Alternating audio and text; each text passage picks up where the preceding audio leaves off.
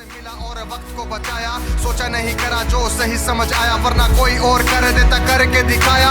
Hello friends, मैं गुरु भाई Hindi wrapper. तो आज की इस वीडियो के अंदर मैं आपसे बात करने वाला हूं कि रैप के अंदर आप पैसा कैसे कमा सकते हो। देखिए, रैप के अंदर पैसा कैसे कमा सकते हो ये तो एक बड़ा डिफ़िकल्ट क्वेश्चन है, क्योंकि इसके अंदर बहुत सारे तरीके हैं पैसा कमाने के, और ना कमाने के भी बहुत कारण हैं।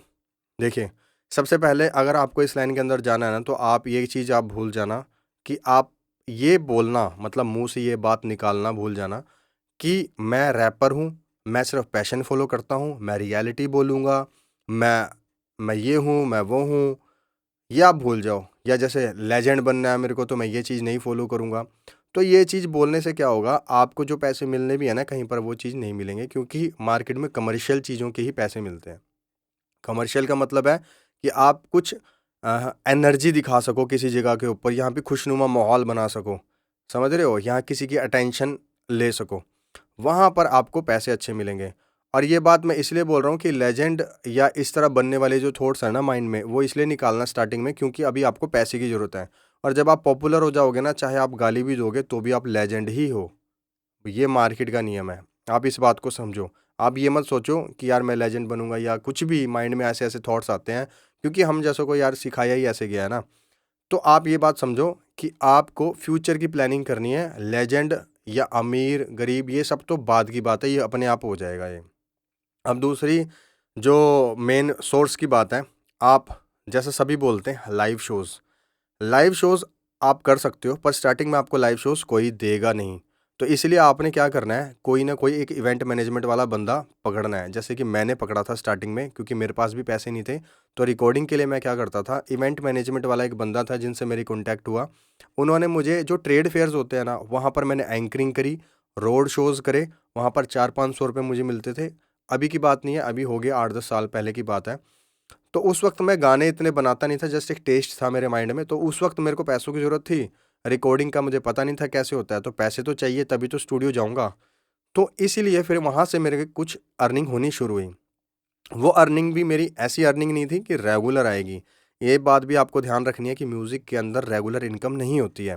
कई लोग सोचते हैं कि हम यूट्यूब चैनल बना लेंगे, तो यूट्यूब चैनल मोनेटाइज़ होने के बाद हमारे को जैसे $100 का बोलते हैं कि $100 बाद आपको पैसे मिल जाएँगे, तो वो $100 हर महीने के नहीं होते हैं। जब आपके व्यूज़ आए हैं तभी सिर्फ़ वो $100 कंप्लीट हुए हैं, और तब आपको वो पैसे बने हैं। वो पैसे बार-बार रिपीट नहीं होंगे।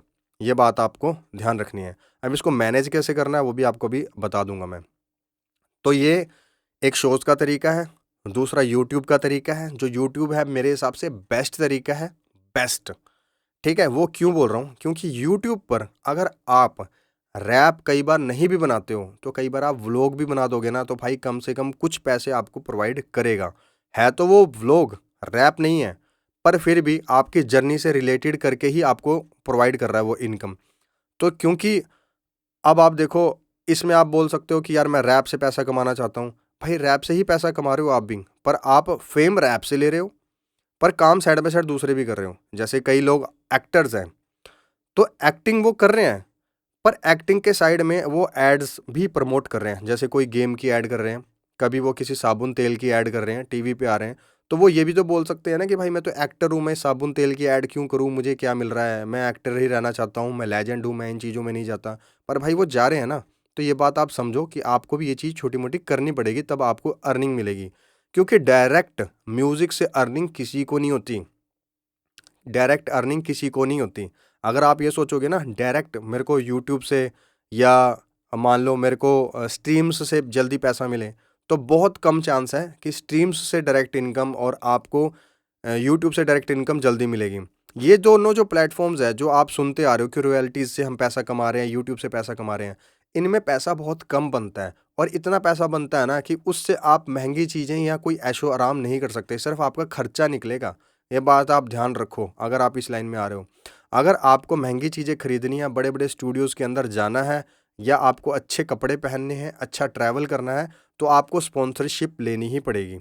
स्पॉन्सरशिप आप किसी भी चीज़ की ले सकते हो, वो आपके ऊपर डिपेंड करता है कौन कैसा रेट्स दे रहा है, और आप ही के ऊपर है कि आप रेट्स कितना रख सकते हो। स्टार्टिंग में आपको रेट्स नहीं पता होगा ना, तो आपसे जब लोग बात करेंगे, वो खुद कई बार पे कर देंगे कि मैं आपको इतना ही पे करूँगा। तो आपको अगर सही लगता है तो आप एग्री हो जाओ, क्योंकि स्टार्टिंग में तो आपको कहीं से पेमेंट नहीं आ रही है, तो आप ले सकते हो। जैसे मैं यूट्यूब के ऊपर मैं यूट्यूब वीडियोस बनाता हूँ, तो यूट्यूब पे कई बार मेरे को वन ऑडियो जो ब्रांड है उन्होंने मुझे स्पॉन्सरशिप दे दिया, लेंडर कंपनी है उन्होंने स्पॉन्सरशिप दे दिया। तो और और भी है, पर इन्होंने मुझे जब स्पॉन्सरशिप दिया ना, समझो कि ये मेरा एक फ्री ऑफ इनकम सोर्स है, यानी कि मुझे कोई डर नहीं है और काम हो गया और पैसा आ गया। तो ये आपका वहाँ से आएगा और इसी में ही बढ़िया इनकम मिलेगी। जब आप गाने बनाओगे, म्यूज़िक बनाओगे, एडिटिंग सब कुछ करने लगोगे खुद ही, तो बहुत मुश्किल है कि आपको पैसे इनकम जल्दी बनेगी, क्योंकि सारा काम आप खुद ही कर रहे हो, बाहर निकल नहीं पा रहे हो, कनेक्शंस बन नहीं पा रहे हैं। तो ये चीज़ें होगी। ये मैं अपना एक्सपीरियंस शेयर कर रहा हूँ, क्योंकि ना डीपली कोई भी बंदा ना इस बारे में बात नहीं करता नेट के ऊपर। वो सिर्फ डायरेक्ट आपको ये बोलते हैं यहाँ से पैसा होगा, यहाँ से पैसा होगा। पर भाई डायरेक्ट ना आपको ना कोई शोज़ में बुलाएगा, ना आपका यूट्यूब चैनल मोनेटाइज होगा, ना आपको स्ट्रीम प्लेटफॉर्म पे गाने कैसे डलते हैं वो पता होगा, ना आपकी कॉलर ट्यून बिकेगी, कुछ भी होगा नहीं। और आप कन्फ्यूज़ होके हर जगह हाथ मारोगे और सब जगह से आपको नुकसान होगा। तो ये गैम्बलिंग की तरह हो जाएगा, जैसे एक सट्टा होता है ना। और म्यूज़िक लाइन स्टार्टिंग में एक तरह से सट्टे जैसे ही हो जाता है कि क्या होगा या नहीं होगा पता नहीं। इसके अंदर ना बहुत ज़्यादा डीप में जाना पड़ेगा, यानी कि आपको बहुत ज़्यादा टाइम देना पड़ेगा। बहुत ज़्यादा का मतलब है बहुत ज़्यादा। समझ रहे हो? आप ऐसा सोचोगे ना कि यार मैंने आज 1 घंटा दिया, 2 घंटा दिया, वो कई बार ठीक लगता है। जब आप प्रोफ़ेशनल सा हो जाओगे, यानी आप मशहूर हो जाओगे, या आपको पता है कि मेरे पास यार 1000 लोग आस-पास है जो मुझे कॉन्टैक्ट में हैं, तो 1000 में से कम मेरे को 10 लोग मुझे कहीं न कहीं काम दे देंगे या कोई ना कोई चीज़ करेंगे, तो आपको पैसे बन जाएँगे। पर आप खुद सोचो यार, 1000 10,000 लोग आपको जानते ही नहीं हैं, तो आपको वो 10 लोग भी काम कैसे दे देंगे? तो इस चीज़ को समझो कि जितने ज़्यादा लोगों में आप पॉपुलर हो जाओगे, जितने ज़्यादा कॉन्टैक्ट्स में रहोगे ना, उतना ज़्यादा आपको छोटा-छोटा इनकम सोर्स मिलेगा। कभी मान लो 4 महीने, 1 साल बाद आपका स्ट्रीम्स के कोई डॉलर्स हैं, वो कंप्लीट हो गया थ्रेशोल्ड, वहाँ से आपको इनकम आ जाएगी किसी महीने। किसी महीने यूट्यूब का आपका जो थ्रेशोल्ड था वो पूरा हो जाएगा, तो किसी महीने वहाँ से पैसे आ जाएँगे। किसी महीने आपको इवेंट शो मिल जाएगा, किसी महीने आपको स्पॉन्सरशिप मिल जाएगी, किसी महीने आपको मान लो इंस्टाग्राम से कोई स्पॉन्सरशिप मिल गई या इंस्टाग्राम मोनेटाइज़ हो गया, वहाँ से पैसे मिल गए। तो ये 3-4 जो जगह है ना, यहाँ से सब जगह से थोड़े-थोड़े पैसे आते रहेंगे और ये पैसे रेगुलर नहीं होंगे। ये हर महीने कम या ज़्यादा भी हो सकते हैं। तो इसका एक सॉल्यूशन ये है कि जब आप इस इंडस्ट्री में आ रहे हो ना, तो आपको एक फाइनेंशियली का ये ध्यान रखना है कि अगर मान लो इस महीने आप न्यू बिगिनर हो, आपको 5,000 रुपए की अर्निंग हुई, कैसे भी हुई, ठीक है? इस लाइन में हो, कैसे भी हुई। 5,000 भी इस लाइन के अंदर ना स्टार्टिंग में कमाना थोड़ा बड़ा लगता है, इसलिए 5,000 ही मैं ले रहा हूँ। 5,000 10,000 हुई। तो आपने ये नहीं है कि 5 के 5,000 किसी चीज़ खरीद ली और आपने यूज़ कर लिया। 5,000 के अंदर से आपने मुश्किल से 2,000 रुपए आपने अपनी चीज़ों पे इन्वेस्ट करना है और 3,000 रुपए अपने बैंक बैलेंस में बचा के रखना है बैकअप के लिए। समझ रहे हो? जिससे आपकी स्ट्रेंथ मजबूत होएगी। जब आपके अकाउंट में 3,000 भी पड़े होंगे ना, तो आपको थोड़ी हिम्मत आएगी कि यार हाँ, मेरे मतलब है तो मैं किसी से मिलने जा सकता हूँ, ट्रैवल कर सकता हूँ, रोड पे खड़ा हूँ, किसी बड़े शहर में जा सकता हूँ, आ सकता हूँ।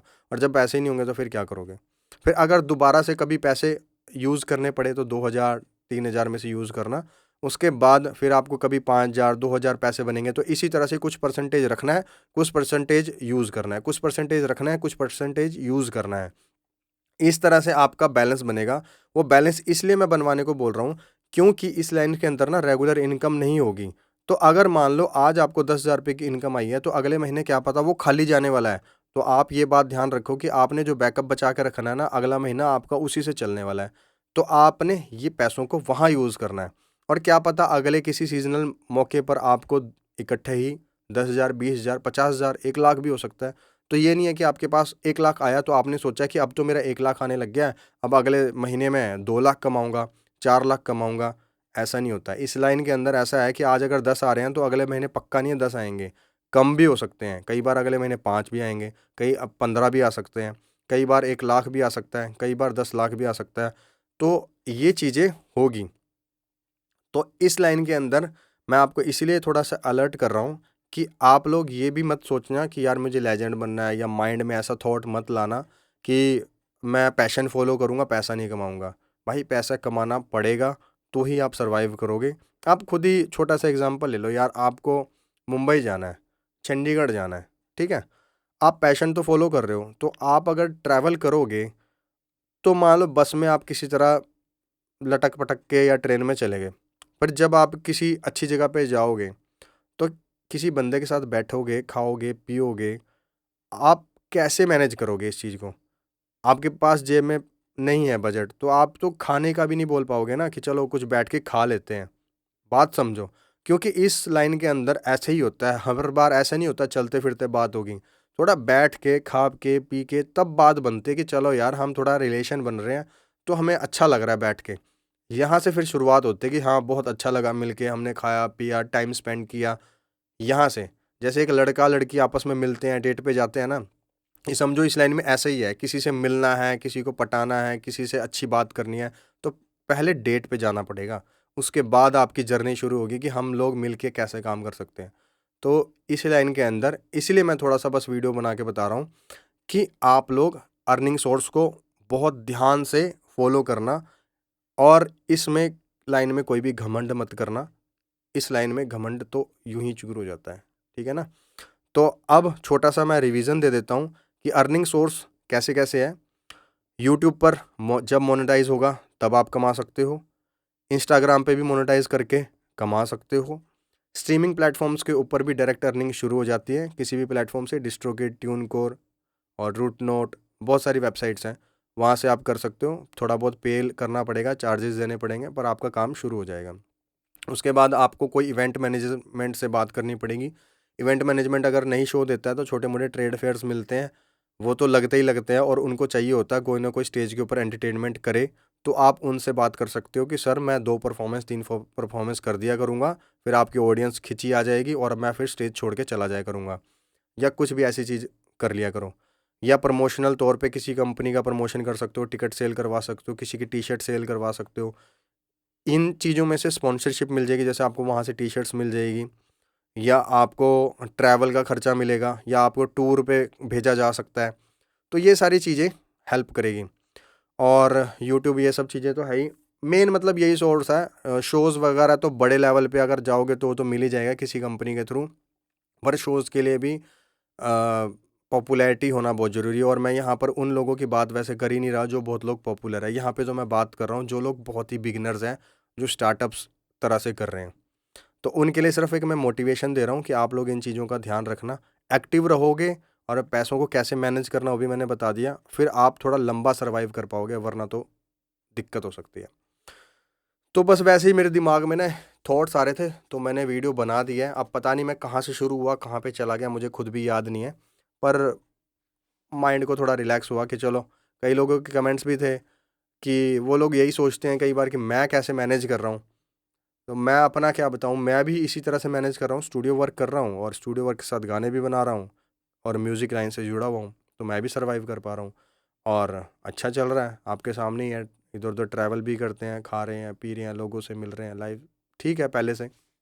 तो यही चीज़ आपको मैं बता रहा हूँ कि आप लोग भी बढ़िया कर सकते हो। ये टीनेजर्स जो होते हैं ना नए-नए, उनको सबसे ज़्यादा दिक्कत होती है, इसलिए मैं उनको बता रहा हूँ। तो अगर किसी को बुरा लगा हो तो प्लीज़ सॉरी। तो इस वीडियो के अंदर इतना ही था। Have a nice day. जय हिंद। लाइक, कमेंट, शेयर और सब्सक्राइब करे बिना बिल्कुल मत जाना। Bye bye. देख कर हर मेहनत पूरी होगी, आगे माथा टेक कर, टेढ़ी उंगली से कुछ ना होगा, अपनी मुट्ठी एक कर। आज कुछ लिखने का मन जब दिल ने कुछ अर्न किया, कामयाबी का रास्ता है परिवार से लर्न किया, कभी फैमिली के साथ कभी अकेले में सफर किया, पैसा कमा कर खुशियों को डबल किया।